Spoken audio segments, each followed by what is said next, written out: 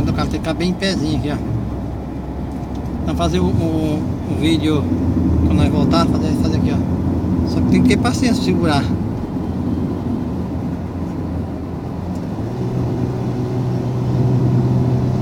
Acelera, Ayrton. Passar por você, bicho. Taca ali pau, como é que é? Taca ali pau, Marco, velho. Taca ali pau. Você percebeu como ele dá umas, né? Tem que esperar ele mandar marcha, não acelerar, se dá puto.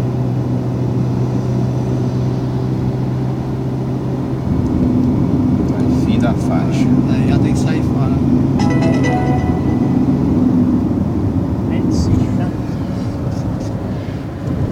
Agora é 17h37, né? Quando nós chegar lá, se Deus quiser, em Teoflotona, pra chegar umas 6h30, 7h. Não pegar muito trânsito aí na frente. Porque aí tem uma cidadinha ainda boa também pra parar também. Mas se der pra não ir pra lá, nós vamos pra lá. A altura Né? que o sol tá lá ainda. Só tá alto. A vantagem que tem esse horário de verão é isso.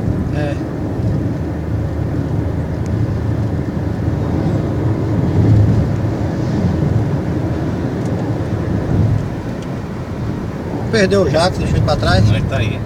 Tá vindo na cola. Vem na cola. Tá vindo no vácuo. Vem no vácuo. O Jacques é bom dentro dele, ele sabe, ele Sabe, segue bem, ele é bom, ele não mantém a distância certa, acompanha na hora certa. É um cara. É um piloto bom.